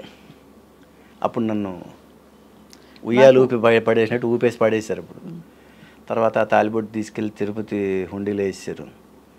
ఆ అమ్మాయిని తర్వాత చెన్నైకి రానివ్వలేదు. తర్వాత ఆ అమ్మాయి మర్చిపోయినట్లు ఇది చేసి, ఆ అమ్మాయి ఇంక మర్చిపోయిందిలే ఇంక తీసుకెళ్దాం అన్నట్టు అలా తీసుకొచ్చిన తర్వాత మళ్ళీ 95లో ఇద్దరం వెళ్ళిపోయి గుళ్ళో పెళ్లి చేసుకొని, ఇంకా ఆ తర్వాత ఇంకా శుభం. మా పెదబాబు పుట్టిన తర్వాత మళ్ళీ కలిసాం. ఆ టైంలో దొరుకుని ఉంటే ఇంకా కడప వాళ్ళ సంగతి మీకు తెలియదు ఏముందండి. అసలు ఆ టైంలో పెద్ద అదొక హిస్టరీ మాది మ్యారేజ్. అంటే అప్పుడప్పుడు మా నాన్న అంటుంటాడు, ఒరే నీ జీవితంలో నువ్వు ఏం చేస్తావో ఏమో నాకు తెలియదు కానీ అన్ని సెన్సేషన్స్ లాగానే మమ్మల్ని టెన్షన్ పెడుతుంటావు అనుకో అంటుంటాడు. సైలెంట్గా అమాయకంగా ఉంటూ నువ్వు చేసే పనులన్నీ ఇలా ఉంటాయంటారా ఉగ్రంగా అన్నీ అంటుంటాడు. నాకే అనిపిస్తుంటుంది, ఏంటి మా నాన్న ఇలా అనేసరికి నేను సైలెంట్గా ఉండి ఇలా చేస్తున్నానా అని ఆలోచిస్తుండేవాడిని నేను. నిజంగా ఆ టైంలో దొరుకుని ఉంటే మాత్రం అసలు ఇబ్బందులు, గొడవలు అయిపోయాయి. ఇబ్బందులు కాదండి, అసలు సెన్సేషన్. ఆ టైంలో రామానాయుడు గారు కూడా పిలిచి 2 సిట్టింగ్లు మన పరుచూరి బ్రదర్స్తో కూర్చోబెట్టి ప్రేమించుకుందాం సినిమా. సర్జాన్సీ జయంత్ గారు డైరెక్టర్ గారు. ఎలా మొదలైంది మీ లవ్, ఎలా మొదలైంది మీ ఇవి ఏంటి, ఎట్లాగా ఇది, ఇవన్నీ సీన్స్ అన్నీ నోట్ చేసుకుంటూ అన్నీ చెప్తుంటే అన్నీ. సో అంటే మీకు ఇంటర్ కాస్ట్ అని అబ్జెక్షనా వాళ్ళకి, లేకపోతే సినిమా యాక్టర్ అని అబ్జెక్షనా, లేకపోతే ఏదైనా? సినిమా వాడు అనేది ఫస్ట్ అబ్జెక్షన్. అవును. సెకండ్ అబ్జెక్షన్ వచ్చేసి ఇంటర్ కాస్ట్. ఇది మేము నాన్ రెడ్డీస్, వాళ్ళు రెడ్డీస్. మేము వీవర్స్ అంటారు కదండి, చేనేతలు ఇది అంటారు కదా, అదనమాట మా క్యాస్ట్. సో వాళ్ళకి మెయిన్ అది. అప్పటికే అమ్మాయితో చెప్పారంట, లేదమ్మా మన క్యాస్ట్ ఏంటే డబ్బు కోసం అని కాదు, లేదంటే వాళ్ళు ఎంత ఆస్తిపరులు, లేదంటే ఇంకోటి అవన్నీ కాదు, మన క్యాస్ట్ ఏంటో చేసి ఉండేవాళ్ళం అమ్మ. నన్ను కూడా దృష్టి, ఎందుకంటే మా మామగారు అంటే చాలా రెప్యుటేటివ్ పొలిటీషియన్ అండి ఆయన. కడప డిస్టిక్లో ఒక రాజశేఖర్ రెడ్డి గారు, ఒక బలరాం రెడ్డి గారు, ఒక కందుల ఓబుల్ రెడ్డి గారు, ఈ ముగ్గురు అక్కడ కడప జిల్లాలో దోస్ 3 ఆర్ మైన్ ఓనర్స్. అవును అవును కదా, తెలుసు. They are mine owners. ఇప్పటికీ రాజశేఖర రెడ్డి గారి ఫ్యామిలీకి మా మామగారి ఫ్యామిలీకి బాగా దగ్గర రిలేషన్స్ అనమాట. మొన్న కూడా ఒక మ్యారేజెస్ అన్నీ అటెండ్ అవుతాం. ఇంట్లో లేడీస్ వాళ్ళు ఇప్పటికీ మాట్లాడుకుంటుంటారు. నేను బాగా తెలుసు వాళ్ళందరికీ. రాజు అని పెద్ద భారతి మేడంతో సహా అందరు. అంటే జార్జి రెడ్డి గారు మిస్సెస్ పెద్ద ఆవిడ ఉన్నారు కదండి, అవును, భారతమ్మ గారు, తర్వాత వసుంధరమ్మ గారు, మొత్తం సరస్వతమ్మ గారు మొత్తం అందరూ బాగా ఇప్పటికీ బాగా ఫ్యామిలీ ఫ్రెండ్స్ అన్నమాట. సో ఆ విధంగా కడప వచ్చి కడపని చెన్నైలో కలిసిందనమాట. ఒక కడప ఇంకో కడపని చెన్నైలో కలిసినట్టు అయింది పరిస్థితి. చాలా అసలు ఎంత బ్యూటిఫుల్ అండ్ అడ్వెంచరస్ లైఫ్ అండి మీది. అక్కడ మీరు తెరంగేట్రం చేయడం, మళ్ళీ భారతీరాజా గారి సినిమా మిస్ అవ్వడం, మళ్ళీ ఈ లోపల మీకు ఇలా ప్రేమాయణం ఏర్పడడం, ఇన్ని ట్విస్టులు రావడం సినిమా కథలో. అక్కడ మళ్ళా నాకు ఎప్పుడైతే ఇప్పుడు కార్తీక్ లాగా ఉన్నాను అని అరవింద్ గారు ఆ రోజు పెట్టుకున్నారేమో నన్ను. నాకు ఈ రోజుకి పెద్ద క్వశ్చన్ మార్క్. అది కెమెరాలో లోక్ సింగ్ గారు కెమెరామెన్, ఇదేంటిది కార్తీక్ లాగా ఉన్నాడు చిరంజీవి లాగా కనపడుతున్నాడు ఏంటి నాన్న అనుకున్నారేమో. ఏం జరిగిందో నాకు తెలియదు. ఆ తర్వాత అవన్నీ చిరంజీవి గారు ఏం చేస్తున్నా కూడా అదే వస్తుండేది. అందులో ఆయన చేసే కోరియోగ్రాఫర్లే నాకు కోరియోగ్రాఫర్లకు వచ్చేవాళ్ళు. మేబీ సేమ్ మూమెంట్స్ వల్ల అలా అనిపించేదేమో. ఫిజిక్ కూడా అలాగే ఉండడం, అలాగే ఇది అవ్వడం, ఇంకా అది అలా జరిగిపోయింది మేడం. అంతే అలాగా. సో దానివల్ల మీకు దానికోసం అని నేను ఒక దాంట్లో మీసం తీసేసి ఒక దాంట్లో హెయిర్ అంతా చిన్నగా పెట్టి తర్వాత నాకే అసహ్యం అనిపించింది. వద్దురా బాబు, మనం ఎలా ఉండాలి అలాగే ఉండాలి అని చెప్పేసి మళ్ళీ మామూలుగానే ఇదైపోయాం. కానీ అదే అంటే మీకు అలా అందరి పోలికలు ఇలా ఉండడం అన్నది కొంత మీకు మైనస్ అయిందని చెప్పచ్చా? అంటే మీరు అది కాంప్లిమెంట్గా గొప్ప కాంప్లిమెంట్ అయినా కూడా నాకు టీవీ అది రాజ్ కుమార్ అనేది చూపించింది మేడం ప్రపంచానికి. అదే అందుకని మీకు టీవీ రాసిపెట్టి ఉండిందని చెప్పచ్చు. బికాస్ మీరు చేసిన 74 సినిమాలు ఒక ఎత్తు, మీరు చేసిన పవిత్ర బంధం కావచ్చు, ఇది అన్ని అసలు ఇప్పుడు చూడండి మేడం, నెక్స్ట్ స్టార్ట్ అయ్యే ప్రాజెక్ట్ నాది 67వ ప్రాజెక్ట్ నాది మెగా సీరియల్స్లో. 67th మెగా సీరియల్ స్టార్ట్ అవ్వబోతుంది. సీరియల్ లైఫ్ ఎలా ఉంటుంది చెప్పండి రాజ్ కుమార్ గారు? పొద్దున్నుంచి లేచి రాత్రి వరకు 12 గంటలు 10 గంటలు కదా. మనం సైనిక్ స్కూల్లో ఉన్నట్టే మేడం. చిన్నప్పుడు మా నాన్నే అంటుండేవాడు, సరిగా చదువుకోకపోతే ఎవరే నిన్ను కోరుకొండ సైనిక్ స్కూల్లో చేర్పిస్తారే అంటుండేవారు. నాకు డౌటు, కోరుకొండ సైనిక్ స్కూల్లో మాటలతో భయపెడుతుంటాడు ఏంటి అని అనుకుని అక్కడ పొద్దున్న 4 గంటలకు లేపేసి కూర్చోబెట్టి బెత్తం పట్టుకుని కొట్టి చదివించి తర్వాత అది అయిపోగానే క్లాస్ నుంచి రాగానే మళ్ళా దీనికి అదేదో ఇవన్నీ చేయించేవాళ్ళు అంటారు, డ్రిల్లింగ్ అని అదని ఇదని ఎక్సర్సైజులు అని అవన్నీ ఇలాగా ఆల్ ద టైం వాళ్ళని వేసి చితక్కొట్టేస్తారంట స్కూల్లో. అట్లాగా అని భయపెట్టేవాళ్ళు కదండి. ఇప్పుడు నాకు తెలిసి టీవీ కూడా అంతే అండి. అంత డిసిప్లిన్ ఉండాలి. ప్రొడక్షన్ కార్ వచ్చేస్తే వెళ్ళిపోవాలి పొద్దున్నే.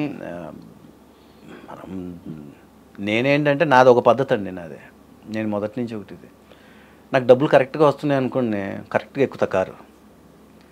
డబ్బులు కరెక్ట్గా లేకుండా కరెక్ట్గా ఇవ్వరు అనుకోండి డబ్బులు, నేను కూడా కారు అదే టైం నాకు ఇష్టం వచ్చినప్పుడు ఎక్కేస్తుంటాను. నేను వాళ్ళు ఇష్టం వచ్చినప్పుడు ఇస్తుంటారు, నేను ఇష్టం వచ్చినప్పుడు కారు ఎక్కుతుంటాను. నేను ఇవి కూడా అంటే అక్కడ మీరు అసర్ట్ చేయడానికి మీకు అవకాశం ఉంది. బికాస్ తిరుగు లేకుండా మీరు ఆ ప్లేస్ని అలా అని కాదండి, దానికోసం అదొకటే కాదు. బట్ అయినా కూడా చెప్తున్నాను అది. బట్ సో అలా కూడా జరుగుతుంది కదండి, పేమెంట్ లేట్ అవ్వడం జరుగుతుందండి. అది ఒకసారి నమ్ముతాం, 2 సార్లు నమ్ముతాం, 3వసారి నమ్మమండి. అవును, అది ఎందుకంటే అలా ఎగ్గొట్టారా ఎవరైనా? చాలా ఉందండి అలా, లెక్కలు చాలా ఉన్నాయి. సీరియల్ ఆర్టిస్టులు చాలా మంది చెప్పారు లెక్కలు. అంటే ఇండస్ట్రీ నేను ఇప్పుడు మన పొట్టను కొట్టుకున్నాం అనుకోండి, మన పొట్టను మనం కొట్టుకున్నట్టు అయిపోద్ది. కానీ అక్కడ కోపం వస్తుంది కదా, బాధ వేస్తుంది. అంటే మనం ఇంత కష్టపడ్డప్పుడు మనకి ఇలా జరగడం అనేది బాధ అనిపిస్తుంది. ఎవరు తీయమన్నారు వీళ్ళందరినీ, ఈ ప్రాజెక్టులన్నీ తీసి మనల్ని ఎందుకు చంపుతున్నారు? వాళ్ళు ఏమన్నా అంతటితో నిజంగా నష్టపోయి ఏమన్నా ఉన్నారా నిజంగా ఆలోచించాలి మనం. వాళ్ళు ఇవన్నీ పెట్టుకుని వేరే ప్రాజెక్టులు కూడా చేస్తుంటారు. అలాంటప్పుడు బాధ కలుగుతుంది. మన ఎందుకు ఇలా చేశారండి. మనకి వాళ్ళు కరెక్ట్గా ఉన్నారంటే నేను కరెక్ట్గా ఉంటాను సార్. నా సిస్టమ్ ఒకటే, నన్ను బాగా చూసుకుంటే నేను అద్దం లాంటి మనిషిని. అద్దంలో నేను నవ్వుతే అది నవ్వుతుంటుంది. మీరు నన్ను బాగా చూసుకుంటే నేను మిమ్మల్ని బాగా చూసుకుంటాను. మీరు నన్ను ఇబ్బంది పెట్టారా, నేను కూడా అలాగే ఉంటాను. నేను ఇలా అంటే అది నా ఇది. దీనివల్ల కొంతమంది నన్ను ఆర్టిస్ట్వి, నువ్వు ఇంత సీనియర్ ఆర్టిస్ట్, కొంచెం నేను చూసి అందరూ ఏమనుకుంటారు, నువ్వు చేసి కొంచెం ఇది లేదా ఇదంటే, నాకు చెప్పే బదులు ఫస్ట్ వాళ్ళకి చెప్పండి అంటుంటాను నేను. వాళ్ళకి చెప్పి వాళ్ళు ఓకే అంటే నేను కూడా ఓకే, పని చూసుకోండి అంటుండడమే. అంటే ఇది పొగరుగా చెప్పట్లేదు మేడం నేను. ఎందుకంటే మీ హక్కు, మీరు నిజాయితీగా ఇప్పుడు సార్ ఈటీవీ, ఆర్కే రాఘవేంద్రరావు గారి కంపెనీ, కొన్ని కంపెనీలు ఉన్నాయి. తర్వాత రీసెంట్గా శ్రీవల్లి చేసాం, మన ఆ, అనిల్ కడియాల, ప్రవీణ కడియాల గారి బ్యానరు, ఇవన్నీ ఏంటంటే మేడం డిసిప్లిన్డ్ బ్యానర్స్ ఇవన్నీ. వాళ్ళ దగ్గర వెరీ పర్ఫెక్ట్ వాళ్ళు. సో వాళ్ళ దగ్గర మనం భయపడతాం మేడం. అయ్యో నేను ఒక 15 నిమిషాలు హాఫ్ అన్ అవర్ లేట్ అయిందా, వెంటనే వెళ్ళి సారీ చెప్పుకొని ఇంకోసారి జరగకుండా చూసుకుంటాం మేడం, ఇంకోసారి జరగకుండా ఇలా మనమే వెళ్ళి సారీ చెప్తాం మనం. సో వాళ్ళు కరెక్ట్గా ఉండేటప్పుడు మనం కూడా కరెక్ట్గా ఉంటాం మేడం. నేను అది మొదటి నుంచి నేను అది ఫాలో చేసుకుంటాను మేడం. రాజ్కుమార్ గారు, ఇంతకాలం మీరు 35 సంవత్సరాల మీ ప్రయాణంలో గ్లామర్ మెయింటైన్ చేయడానికి ఏం చేస్తారు? ఏం ఫాలో అవుతారు? డయటా, నిద్ర, లేకపోతే ఏమైనా ప్రత్యేకంగా ప్రోడక్ట్స్ వాడతారా? ఏం లేదు మేడం, ఇప్పుడు నేను ఉన్నాను, ఏమి లేదు, మామూలుగా ఉన్నాను నేను. ఇదేంటంటే మెయిన్గా మా అమ్మ నాన్న, మా father very big sports man, it's a most handsome person అతను. అతను ఇది వచ్చిందేమో అని నేను అనుకుంటా. అంతా వచ్చింది, ఆయన హైట్ రాలేదు నాకు. హైట్ అంటే బుల్లితెర మీద అసలు ఇమ్మెటీరియల్ కదా. అదే మేడం, నేను ఇప్పుడు నాకు రాఘవేంద్రరావు గారు మాట నాకు ఒకటి చాలా ఇష్టం. ఆయన ఎప్పుడు ఒక మాట అంటుంటారు, మనం బాగా కనపడాలని ఏం చేయాల్సిన అవసరం లేదు, మనలో ఉన్న మైనస్లను తీసేస్తే మన బాగుండేది ఆటోమేటిక్గా బయటకు వచ్చేస్తుంది ఆయన. ఎంత మంచి మాట మేడం. నేను అది ఫాలో చేసుకున్నాను. ఇప్పుడు నాలో మైనస్ హైట్ని ఎక్కడ కూడా వీడు పొట్టివాడు అని అనిపించుకోకుండా జాగ్రత్త పడుతుంటాను మేడం, మ్యాక్సిమం. ఎక్కడైనా ఇప్పుడు నేను ఫర్ ఎగ్జాంపుల్ మేడం శోభనా గారితో చేశా, మీకు తెలుసు కదా మేడం శోభనా గారు. అయ్యో, మహా బ్యూటిఫుల్ డాన్సర్, అద్భుతమైన ఫామ్ ఆవిడ పక్కన డ్యాన్స్ సాంగ్స్ చేసేటప్పుడు కూడా ఎక్కడ కూడా నేను తగ్గకుండా మెయింటైన్ చేసి, పాపం ఆవిడ కూడా పాపం అవరు కష్టపడరారు, ఇంకా ఫ్లాట్ చెప్పలు కూడా అని ఫ్లాట్ చెప్పలు తెప్పించుకొని వేసుకునేది ఆవిడ మన కోసం, అంత కోఆపరేట్ చేసేవాళ్ళు. తర్వాత కన్నడలో ప్రేమ గారు, మన శోభనా గారి కన్నా హైట్ ఆవిడ. ఆ కన్నడ సినిమా అయిపోయే వరకు నాకైతే మోకాలు నొప్పులు వచ్చేవి మేడం సాయంకాలం లోపల. ఎందుకంటే 3 ఇంచెస్ మీరు ఆల్ ద టైమ్ మెయింటైన్ చేయాలి మీరు. ఇదంటే అసలు బాబోయ్, ముఖ్యంగా ఒక సాంగ్ ఆ 3 రోజులు 4 రోజులు సాంగ్ అయిపోయేలోపు ఈ రూమ్కి వెళ్ళగానే వేడి నీళ్ళలో కాళ్ళు పెట్టుకుని అలా కూర్చునేవాడిని నేను. అసలు ఆ హీల్స్తో ఆ డ్యాన్స్ ఆడి ఆడి ఆడి అలాగా.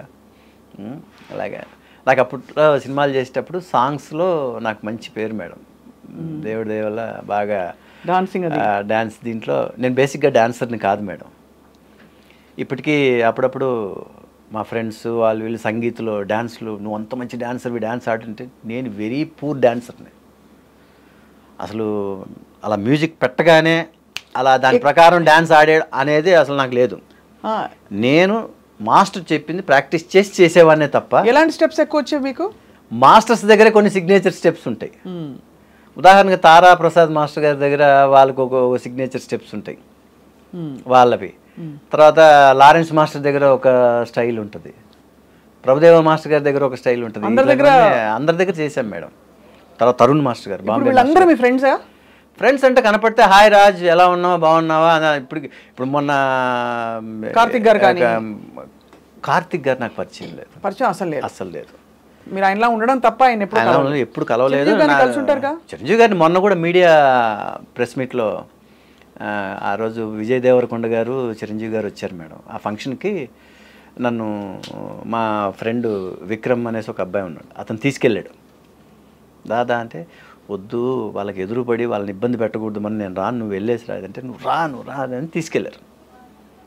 అక్కడికి వెళ్ళిన తర్వాత కూడా నేను దూరంగానే ఉన్నా. లాస్ట్లో ఇంకా నా ఫ్రెండు ఆయన గోల్ తట్టుకోలేక సరే అని ఎదురుగా వెళ్ళా, ధైర్యం చేసుకొని వెళ్ళా. చూడగానే నిజంగా చిరంజీవి గారు హాయ్ రాజ్ వచ్చి హగ్ చేసుకొని, తర్వాత ఇలా పట్టుకొని మీడియా వాళ్ళతో మా ఇద్దరికి ఒక ఫోటో తీయండి అని చెప్పి, రాజాతో చెప్పి నువ్వు ఇంటికి రా నువ్వు అన్న. అనగానే అలాగే సార్, అలాగే అన్నయ్య వస్తాను. రాజా అంటే రాజా రవీంద్ర.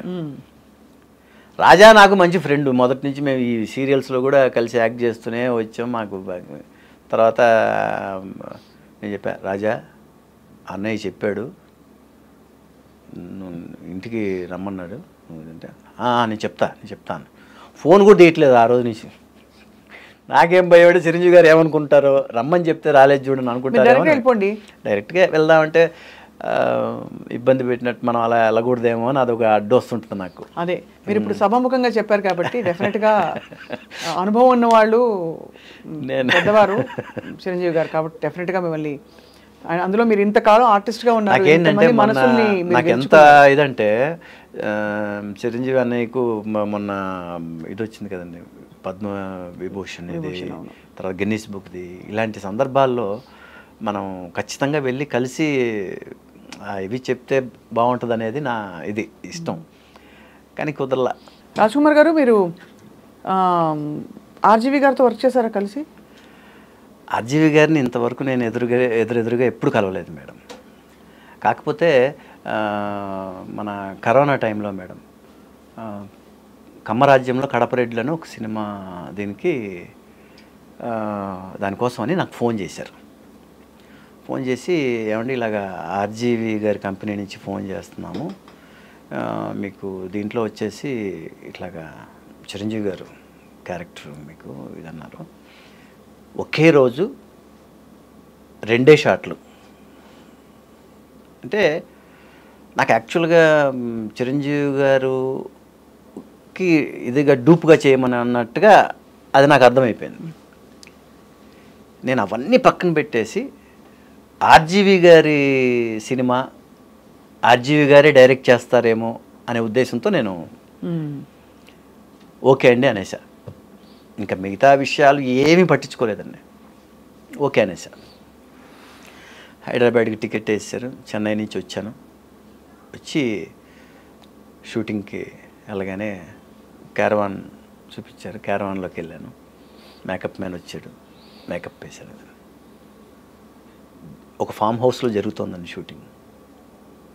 చూశానండి, ఒకరు చంద్రబాబు నాయుడు గారి లాగా ఒకరు, గోరంట్ల బుచ్చే చౌదరి గారి లాగా ఒకరు, ఒకరేమో పవన్ కళ్యాణ్ గారి లాగా ఒకరు, ఇలాగ ఉన్నారు. ఓహో, నేను చిరంజీవిని, ఇప్పుడు నేనేం చేయాలని, నేను బేసిక్గా టీడీపీ స్టార్ క్యాంపెయినర్ నేను. ఓహో, టీడీపీ స్టార్ క్యాంపెయినర్ నేను 96 నుంచి. సో ఇప్పుడు నేను ఏం చేయాలో అర్థం కాలేదు నాకు. సరే, వాళ్ళు అన్నట్టుగానే కరెక్ట్గా ఒక మధ్యాహ్నం పైన ఒక 4 o'clock టైంలో పిలిచారు. షాట్లోకి వెళ్ళా.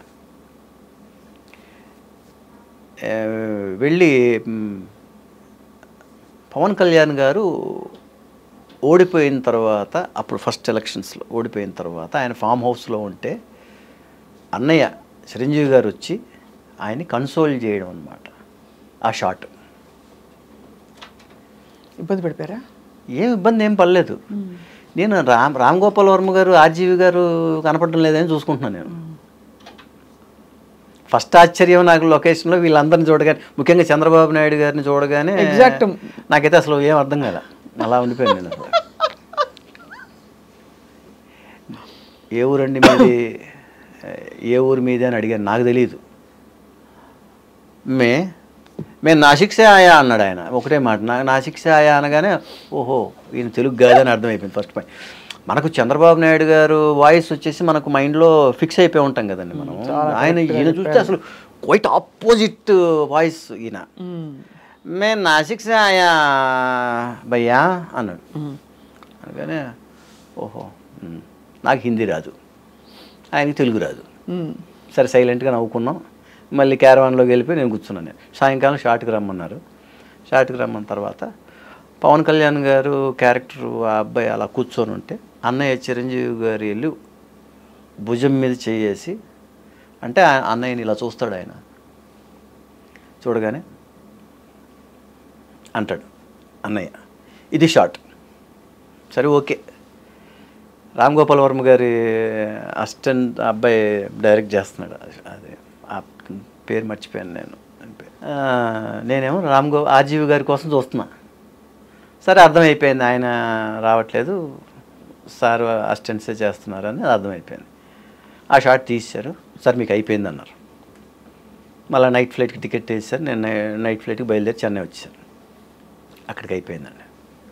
సినిమా చూసారా ఎడిటింగ్ అయ్యా? సినిమా చూస్తే సినిమాలో ఆ షాట్ లేదు. లేదా? దేవుడా అనుకున్నాను. అంతేనా? నా బాధ ఏంటంటే ఎక్కడ టీడీపీలో మా వాళ్ళందరూ చూసి ఎక్కడ నువ్వేమయ్యా నీకు ఎందుకే బుద్ధి లేదా నీకు ఎలా చేసేవి ఏంటని అంటారేమో అని అదొక భయం నాకు. సరే అవన్నీ ఏమనరు, కాకపోతే నేను అన్నీ అనేసుకోవడం నేనే. అవును, ఎవరు అడగరండి, ఎవరు అనరు అనుకోరు. అక్కడ రాజశేఖర రెడ్డి గారికి ఒక టైంలో బాలకృష్ణ గారు ఆయనకి ఎంత పెద్ద ఇది చేశారు ఆయన, రాజశేఖర రెడ్డి గారి టైంలో అవన్నీ జరిగినప్పుడు ఇన్సిడెంట్లు. సో అవి ఖచ్చితంగా politics is separate from art and cinema and. సరే ఇదన్నీ పక్కన పెడితే మేడం, కొంతకాలం తర్వాత మళ్ళీ ఒక 6 months అప్పుడు hardly corona full second wave రన్నింగ్లో ఉంది. ఆ టైంలో ఇంకొకసారి మళ్ళీ వచ్చింది ఫోన్ చేసి, సార్ ఇప్పుడు మీరు మొన్న ఒకే షాట్తో చేశారు, ఇప్పుడు సినిమా మొత్తం మీరు చిరంజీవి గారి లాగా ఉంటారు సార్, చిరంజీవి గారి క్యారెక్టర్ అందులో ఆర్జీవి మిస్సింగ్ సార్ ఇది అన్నారు. ఆర్జీవి మిస్సింగ్ ఏంటి సార్ అంటే, ఇందులో టైటిలే ఆర్జీవి మిస్సింగ్, రామ్ గోపాల్ వర్మ గారు ఇందులో కిడ్నాప్ అవ్వబడతారు, అది చిరంజీవి గారు క్యారెక్టర్కి పవన్ కళ్యాణ్ గారి క్యారెక్టర్ మీద పడుతుంది, తర్వాత చిరంజీవి గారు పవన్ కళ్యాణ్ గారు చేరి ఆ కన్ఫ్యూజన్ని ఛేదించి అసలు ఎవరు కిడ్నాప్ చేసింది పట్టుకొని ఫైనల్గా ఆర్జీవి గారిని కాపాడుతారు, ఇది కథ అన్నారు. నాకు ఈలోపే ఫస్ట్ ఆ ఒక్క షాట్కే భయం వచ్చేసింది కదండి. నేను నమస్కారం బాబు నేను చేయలేనండి ఏమనుకోవద్దని నాకు నిజంగా భయం వచ్చేసింది నాకు. అంటే ఏంటండి మీరు కరోనా టైంలో పిలిచి సినిమా ఇస్తుంటే చేయరా మీరు, అందులో ఆర్జీవి గారు అంటే ఇష్టం అంటారు మీరు చేయనంటారండి అంటే, లేదండి ఆర్జీవి గారు అంటే చాలా ఇష్టం నాకు, కానీ ఇది నేను కొంచెం పార్టీలో కొంచెం ఉన్నందువల్ల నాకు కొంచెం భయం వేస్తుందండి, వేరే ఏం లేదు, అలా బాగుండదండి, ఆల్రెడీ ఇది ఉంది నాకు ఇమేజ్ అనేది ఒకటి, మళ్ళీ ఇలాంటివన్నీ చేస్తే ఎందుకంటే అండి గతంలో ఎన్టీఆర్ నగర్ అని ఒక సినిమా చేశానండి, డైరెక్టర్ బాబ్జీ గారు చేశారు, దాంట్లోనే నన్ను చిరంజీవి గారు బాలకృష్ణ గారు నాగార్జున గారు వెంకటేష్ గారు అందరూ అసలు యాజ్ ఇట్ ఈజ్ ఉంటారు, అందులో నేను ఒక్కనే వేరేలాగా ఉంటాను నేను సినిమాలో చూస్తే, కానీ చిరంజీవి గారు లాగా నన్ను పెట్టారు అందులో. కానీ ఆ సినిమా వల్ల నాకు వచ్చిన ఒక ప్లస్ పాయింట్ ఏమైందంటే అందరూ అలాగే ఉన్నారండి, నేను మాత్రం సపరేట్గా ఉంటాను. నేను ఏంటంటే చిరంజీవి గారు మాత్రం అలా లేరు యాజ్ ఇట్ ఈస్గా అని అన్నారు ఆ సినిమా చూసి. అమ్మాయి నేనున్నాను అని, అంటే అదొక విధంగా గొప్ప కాంప్లిమెంట్, ఒక ఎంత పెద్ద స్టార్. కానీ మన ఇండస్ట్రీ వాళ్ళు నన్ను పచ్చి బూతులు తిట్టారండి బాబు. ఏమయ్యా ఆ సినిమాకి చేయకపోతే నీకేం గడవదా, ఎందువల్ల అసలు అలాంటిది ఆల్రెడీ నీకు అదొకటి ఉంది కదా నీకు, మళ్ళీ ఇలాంటివన్నీ ఎందుకు చేసామని తిట్టారు నన్ను. తర్వాత నాకే ఇప్పుడు 10 మందిలో 8 మంది తిట్టేసరికి నిజంగా తప్పు చేసావు నువ్వు ఫీలింగ్ వచ్చిందండి నాకు. ఏది మీరు అమరాజ్యంలో దాని గురించి మాట్లాడతారా? కాదు, ఎన్టీఆర్ నగర్ గురించి. ఎన్టీఆర్ నగర్, అదే ఎన్టీఆర్ నగర్, ఇలాంటివన్నీ గుర్తొచ్చి నాకు తర్వాత అది చేశానే తప్ప కమ్మరాజ్యంలో కడపరెడ్లు చేశానే, ఆ ఒక్క షాట్ చేశానే కానీ రిలీజ్ ఇప్పుడు కూడా భయం వేసిందండి బాబు. రిలీజ్లో మా ఫ్రెండ్స్ మా కొలీగ్ వాళ్ళు వీళ్ళు కొంతమంది వెళ్ళి చూసిందని నీ షాటే లేదన్నారు, అనగానే అమ్మ బాబోయ్ నమస్కారం అనుకున్నాను. నేను కట్ చేస్తే ఈ ఆర్జీవి మిస్సింగ్ సినిమాకి నిజంగా నాకు ఈ ఇంటర్వ్యూ ద్వారా కూడా నేను ఆర్జీవి గారికి క్షమాపణలు చెప్పుకుంటాను, ఎందుకంటే ఆయన అంటే చాలా ఇష్టం నాకు, కానీ నాకు ఇలాగ వచ్చింది అవకాశం అనేది బాధ, చేయలేకపోయానే అనేసి ఆ భయంతోనే చేయలేదండి. నాకైతే ఇప్పటికీ నా మెయిల్లో ఉంటుంది, ఫోన్లో మెయిల్లో ఉంటుంది నాకు. వాళ్ళు ఒకటే అన్నారు, వాళ్ళ అసిస్టెంట్ డైరెక్టర్స్ వాళ్ళ ప్రొడక్షన్ ఎగ్జిక్యూటివ్స్ ఉన్నారు కదండి, సార్ మేము మెయిల్లో పంపుతాం, ఒక్క కాంట్రవర్షియల్ ఇది ఉంటే మీరు చేయొద్దండి అంటే పంపించారు మేడం. డైలాగ్ టు డైలాగ్ ముహూర్తం నుంచి శుభం షాట్ వరకు పంపించారు, ఎక్కడ నిజంగా కూడా గాడ్ ప్రామిస్గా ఒక్క కాంట్రవర్సీ లేదండి. అదొక స్టోరీ, ఒక ఫిక్షన్ స్టోరీ లాగా వెళ్తుంది అంతే అది. కానీ నాకు భయంతో నేను చేయలేకపోయాను. అంత మంచిగా అనుకోవాలండి. అదే మేడం, భయం కాదు, అంతఃస్ఫురణ ఎప్పుడు కరెక్ట్గా ఉంటుంది. మేబీ ఆ టైంలో అది మీరు చేయకపోవడం మీకు కరెక్ట్ ఏమో మేడం. నేనైతే మాత్రం భయంతోనే ఒప్పుకోలే, లేకపోతే ఆర్జీవి గారి సినిమా అంటే ఎవరైనా వదులుకుంటారండి, వదులుకోరు. నాకు ఎందుకంటే ఎస్పెషల్లీ నాకు ఆయన బయోపిక్స్ అంటే ఆయనలాగా నాకు తెలిసి ఎవరు చేయరు మేడం. అది కిల్లర్ వీరప్పని చూసి నాకైతే నాకు మతిపోయింది. నాకు అది ఇప్పటికి నేను ఒక 30 సార్లు చూసుంటా ఆ సినిమాని. అంటే ఇన్వాల్వ్ అయిపోతాం మేడం. అసలు ఓ ఇలా జరిగిందా నిజంగా అలా జరిగిందా అన్నట్టుగా తీస్తారు ఆయన. సో ఆర్జీవి గారు అయితే ఇంతవరకు ఆయన నేను ఎదురెదురు పడిందే లేదు. ఆ ఒక్కరోజు వెళ్ళిన ఆ రోజు కూడా సార్ని ఎప్పుడు కలవచ్చండి అని నేను అడిగా. కలవచ్చు చెప్తామండి వద్దురు కానీ ఆఫీస్కి. సార్ కూడా చెప్పారు ఒకసారి ఆఫీస్కి పిలిపిద్దామని అన్నారు. అంటే తర్వాత 3-4 సార్లు అడిగా ఎప్పుడు పిలిపిస్తారండి సార్ ఏమని చెప్పారు. ఆయన చెప్తామండి అన్నారు. తర్వాత సో ఆర్జీవి గారితో అలాగే ఇంతవరకు ఫేస్ టు ఫేస్ కూడా కలవలేదు. కలుస్తారు త్వరలో. చూడాలి మేడం మీ నోటి మాట చూడాలి. చాలా అంటే ఎక్స్ట్రీమ్లీ ఫ్యాసినేటింగ్ స్టోరీ మీది. అంటే ఇలా మీరు ఈ క్రమంలో మీరు అంటే ఇన్ని అప్స్ అండ్ డౌన్స్ అండ్ మలుపులు బ్యూటిఫుల్ రోడ్స్ అన్నీ కనిపించి చూసేశారు కదా. మీకు రాజ్ కుమార్ గారికి అసలు ఏం కావాలి? మీకు జరిగినంత కాలం చేసుకుంటూ వెళ్ళడమే మేడం. ఎలాగో ఇంకా మా ఫ్యామిలీకి సంబంధించిన బిజినెసెస్ ఇవన్నీ ఉన్నాయి. మనకి ఏది కుదిరితే అది. ఇది ఇప్పుడు ప్రొడక్షన్ చేయాలని ఒక ఇది ఉంది మేడం మైండ్లో. తప్పకుండా చేయండి. టీవీ ప్రొడక్షన్ చేయాలని సో దీనిలో వెళ్తున్నాం. అందుకే చూడాలి మేడం. మీరు బహుశా ఓటీటీలో మేబీ మీకు మలుపు తిప్పే క్యారెక్టర్ వస్తుంది. చూడాలి మేడం. అంటే ఇంకొక కొత్త ఏమంటారు ఒక అవతారంలో మీరు కనపడతారేమో, ఎవరికి తెలుసు. చూడాలి మేడం. ఇంతవరకు ఓటీటీ చేయలేదు. వస్తే చేస్తాను మేడం, తప్పకుండా చేస్తాను. సో అయితే సీరియల్స్ లైఫ్ సైనిక్ స్కూల్లో ఉంటుంది. సైనిక్ స్కూల్లో ఉంటుంది. ఎందుకంటే మేడం మీరు ఖచ్చితంగా మార్నింగ్ 5:30కి లేవాలి మేడం. ఖచ్చితంగా లేవాలి. 7:30కి కార్ ఎక్కాలి. 9 o'clock కెమెరా ముందు ఉండాలి. నైట్ 9 వరకు చేయాలి. ఫుడ్ అది అంటే ఇంకా మేడం మనం ఎక్కువ మాట్లాడకూడదు మేడం. ఇంకా అంతే. సినిమా కథ వేరు మేడం. సినిమాలో బాగుంటుంది. సినిమా కంటే మీ క్యారవాను, మీ మెను, మీ ఇది, మీ కథ, మీ సామ్రాజ్యం, మీ ఇక్కడ అడ్జస్ట్ అయిపోవాలి. ఇక్కడ అంతే అడ్జస్ట్ అవ్వాలి. నేను ఎవరో తెలుసా అన్నామంటే కనుక బాబు పని చూసుకో బాబు, బయలుదేరి బాబు, మేము ఎవరినైనా చూసుకుంటా ఉంటారు. ఓహో అయితే కష్టం. అందుకనేసి ఇవన్నీ ముందు ఎంటర్ అవ్వడానికి ముందు ఆలోచించుకోవాలి మనం. అంతేలేండి. అయితే మీకు ఆ ప్యాషన్ ఉండబట్టి ఇవన్నీ కనిపించకుండా మీరు అంటే ఇప్పుడు నేను చెప్తున్నాను కదా మేడం, సినిమా నుంచి సీరియల్కి వచ్చాం. ఇంకా దాన్ని కాదనుకొని పోతే ఎక్కడికి వెళ్ళాలి మనం? అదే అవసరం అనేదే మనిషికి ఇదన్నట్టుగా. కరెక్ట్. మీకు మీ సమకాలీకులు అంటే మీకంటే ముందే ఉన్నారు ఇండస్ట్రీలో అచ్యుత్ గారు. అచ్యుత్ గారు అంత తొందరగా ఎలా వెళ్ళిపోయారండి ప్రపంచం వదిలి? అసలు అర్థం కాని విషయం. ఆయన నాకు చాలా మంచి ఫ్రెండ్ అండి అచ్యుత్. ముఖ్యంగా మన సుమన్ గారికి, రామోజీరావు గారి అబ్బాయి సుమన్ గారికి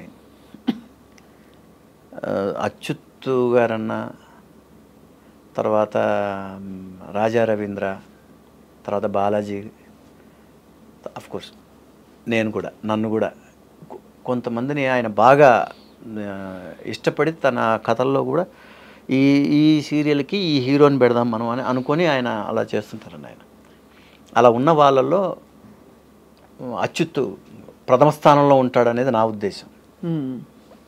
ఈటీవీలో నిజంగా నాకు కూడా చాలా బాధ కలిగింది అప్పుడు. ఏ అలవాట్లు లేవు. ఇప్పుడు మేమన్నా, నేను చాలా పెద్ద స్మోకర్ని నేను. అవునా? అవును. ఎందువల్ల చేత అంటే ఏం లేదు. ఇప్పుడు ఏదైనా కూడా ఇప్పుడు కాలేజీలో ఫస్ట్ వెళ్ళగానే ఏముంటుందండి, అందరిని చూసి ఫస్ట్ నేర్చుకునేది అదే. అది అలా అలవాటు అయిపోయిందా? తర్వాత అలవాటు అయిపోయింది. అసలు ఇలా ఉండేదన్నమాట చెట్లు ఎప్పుడు సిగరెట్ తినేది. పిలవండయ్యా బాబు, షార్ట్ అయిందా, అక్కడ ఉంటాడు, ఆ గోడ పక్కన ఉంటాడు, పిలవండయ్యా బాబు, షార్ట్ టైం అవుతుంది, పిలవండయ్యా బాబు అంటుంటారు అనమాట. అంటే గ్యాప్ దొరికితే వెళ్ళిపోయి అదొక అలవాటు, అదొక ఇది. 2019 సెప్టెంబర్ 24 కాశీలో ఏదో ఒకటి వదిలేయాలంట కదా. కాశీకి వెళ్ళినప్పుడు నేను ఆ వదిలేయడంతో పాటు సిగరెట్ కూడా వదిలేశాను నేను. మా ఆవిడైతే కళ్ళల్లో నీళ్లు పెట్టుకునేది. నేను ఎన్నిసార్లు చెప్తే వినలేదు. ఇక్కడ ఆయనే శివార్పణం అంతే వదిలేసి. చాలా మంచి పని చేశారు రాజ్కుమార్ గారు అంతే. ఎందుకంటే ఇది కాదని లేని ఎంతమంది అండి చెప్పి తర్వాత 6 నెలలు వదలడం, ఓ సంవత్సరం వదలడం, మళ్ళీ మొదలెట్టేయడం, మళ్ళీ టెన్షన్లో అసలు ఇదే లేకోకుండా ఉండడం. ఇప్పుడు లాంగెస్ట్ అయితే 5 years నుంచి మీరు లేరు. లేదు అసలు అసలు ఆ ధ్యాసే లేదండి. అదే ఇంకా ఆయన శివుడి ఆశీర్వాదం ఏమో అని అనుకుంటున్నాను నేను. ఎందుకంటే అంతకుముందు అన్నిసార్లు 3-4 సార్లు అండి 6 నెలలు వదిలేయడం మళ్ళీ మొదలు పెట్టడం, సంవత్సరం వదిలేయడం మళ్ళీ మొదలు పెట్టడం, ఇలా ఉండేది. ఏదో ఒక చిరాకు వచ్చినప్పుడు మళ్ళీ అలా వెలిగించేవాళ్ళం. ఈ తర్వాత అసలు ఆ థాటే లేదు. సో 2019లో అలా వదిలేదు. నేను ఎందుకు చెప్తున్నానంటే ఇలాగా అలవాట్లు ఇంకా డ్రింక్ చేయడం అనేది అకేషనల్గా తీసుకుంటుంటాం, అది ఓకే. అచ్యుతికి ఏ అలవాటు లేదండి. నేను ఎందుకు చెప్పొచ్చానంటే ఇవన్నీ అచ్యుతికి ఏ అలవాట్లు లేవు. అయితే చక్కగా మంచి ఫుడ్ బాగా తీసుకుంటాడు, బాగా ఎక్సర్సైజ్ చేస్తాడు, మనిషి బాగా ఆరోగ్యంగా, చాలా హెల్త్ కాన్షియస్ ఉన్న మనిషి అతను, మంచి ఆర్టిస్ట్ బాగా. అప్పుడు ఆ టైంలో ఒకటి ఈ అక్రిలిక్ హోర్డింగ్స్కి సంబంధించినది ఏదో బిజినెస్ ఏదో స్టార్ట్ చేస్తున్నాను అన్నట్టుగా చెప్పాడండి అప్పుడు మా నాన్నగారు వాళ్ళ ఇల్లు వచ్చేసి అమీర్పేటలో ఉండేదండి. అదేంటంటే చర్మాస్ ఎదురుగా ఆ సరౌండింగ్స్లో అనమాట. మేమున్న మా ఫాదర్ వాళ్ళు ఉన్న ఫ్లాట్స్కి ఎదురుగానే ఒక బిల్డింగ్లో ఇది పెట్టబోతున్నారండి, ఈ ఫర్మ్. దగ్గరుండి పాపం ఆయన దగ్గర నుంచి చేయించుకుంటుండేవాడు. నేను ఇక్కడ ఉన్నప్పుడల్లా, హైదరాబాద్లో ఉన్నప్పుడల్లా ఈవినింగ్ అచ్యుత్ని రెగ్యులర్గా చూస్తుండేవాడిని నేను. ఆయనే దగ్గరుండి చేయించుకుంటుండేవాడు ఇదంతా, ఆ బిల్డింగ్ ఇదంతా అంతా, ఆ ఫర్నిచర్ అది ఇదంతా. ఏంటంటే ఇలాగ నేను ఒకటి బిజినెస్ స్టార్ట్ చేయబోతున్నాను. తర్వాత కట్ చేస్తే సడన్గా హార్ట్ అటాక్ వచ్చింది, పోయారు. ఇదని వెరీ అన్ఫార్చునేట్ థింగ్. జీవితం గురించి ఎప్పుడు ఏం చెప్తామండి, మలుపులు ఎలా వస్తాయి అదంతా దేవుడిని నమ్ముతారు కదా మీరు చాలా. 100%. అంటే మీరు అంత అలవాటు ఉన్న సిగరెట్ని మీరు గివప్ చేశారంటే ఖచ్చితంగా ఏదో ఒక మంచి ఒక దేవుడు చల్లని చూపు మీ మీద ఉన్నట్టేనండి. నిజంగా అసలు వదిలేసిన తర్వాత ఎంత హ్యాపీగా ఉన్నాను అంటే అంత హ్యాపీగా ఉన్నాను. అదొక చిన్న నిజంగా లైఫ్లో వేస్ట్ మ్యాటర్ అంటే నేను అదే అని చెప్తాను. నేను అది వదిలేసాం. అది మీకు చాలా అడ్వెంచరస్ అండ్ చాలా ఈవెంట్ఫుల్ లైఫ్ అంటారండి. అలా అసలు మీ జీవితం ఇంకా కూడా బ్యూటిఫుల్ ఎక్స్పీరియన్సెస్ ఇస్తూ మీకు, కానీ ఎక్కడా మీరు తొణకకుండా మీరు బేసిక్గా మీరు కొనసాగిన తీరు చాలా హుందాగా అండ్ గొప్ప పేరు సంపాదించుకున్న పద్ధతి చాలా మాకు very very inspiring Raj Kumar గారు. థ్యాంక్ యూ సో మచ్ అండి. And we want to see more and more of you on screen. Thank you అండి. అండ్ తప్పకుండా మీ శ్రీమతి గారికి మా నుంచి బెస్ట్ విషెస్ చెప్పండి. తప్పకుండా చెప్తాను. రమాదేవి, నా మిసెస్ పేరు రమాదేవి గారు. అండ్ కిడ్స్ 2 కొడుకులండి నాకు. ఇద్దరు. పెద్ద అబ్బాయి వచ్చేసి MBA అయిపోయి డిజిటల్ మార్కెటింగ్ వచ్చేసి వర్క్ ఫ్రమ్ హోమ్ చేస్తున్నాడు, చెన్నైలోనే ఉంటాడు. చిన్న అబ్బాయి వచ్చి సింబియాసిస్ లా స్కూల్ లా చేశాడు. ఎవరు చేసి ఇప్పుడు సుప్రీంకోర్టులో అడ్వకేట్ అండి. అమ్మ బాబోయ్. అవునండి. అయ్యా బాబోయ్. మొన్నటిదాకా ఒక సీనియర్ దగ్గర ఉండేవారు, ఇప్పుడు ఇండివిజువల్గా చేస్తున్నాడు. ఇంత చిన్నగా చెప్తున్నారు మీరు, కానీ చాలా. నెక్స్ట్ ఇయర్ పెళ్లి చేయాలండి మా పెద్ద అబ్బాయికి. ఇప్పుడు నాకు 58, ఐఎమ్ 58. ఎవరైనా నమ్ముతారా? హలో 58 ఉన్నాయట, ఎవరు నమ్మరు. 1967 బర్త్ ఇయర్ అండి. అలాగా 23rd ఇయర్లో సినిమా ఫీల్డ్కి వచ్చానండి. అప్పటి నుంచి అలాగా ఉంది. చాలా you have a beautiful life and ahead of you also. I think మంచి ఎక్స్పీరియన్సెస్, మంచి కథలే. మీరు అసలు ఫస్ట్ మీరు నరేట్ చేసిన పద్ధతి అండి, తప్పకుండా మీరు డైరెక్ట్ చేయాలి నెక్స్ట్. అయ్యో లేదు అమ్మో. ஏன்னா நீங்கள் நரேட் பண்ணும்போது நீங்கள் அந்த இன்வால்வ் ஆகிட்டு சொல்கிறீங்க, அந்த மெத்தட்லேயே அது ஒரு அங்கேயே நம்ம இங்கேருந்து எழுந்து அங்கே போகிற மாதிரி இருக்குது. ரொம்ப தேங்க்ஸ் மேடம். நீங்கள் சொல்கிறது பார்த்தா எனக்கு தமிழ்லவே பேசணுன்னு மாதிரி தோணுது. எனக்கு தமிழ் பேசுகிறவங்க கிடைச்சா எனக்கு தமிழ் பேசுறது ரொம்ப பிடிக்கும். సో చాలా అద్భుతమైన మీ జీవితంలోని విశేషాలు మాతో పంచుకున్నందుకు మీకు ధన్యవాదాలు రాజ్ కుమార్ గారు. థ్యాంక్ యూ అండి. Thank you so much. Wishing you great success and great health and happiness. Thank you అండి. Thank you so much.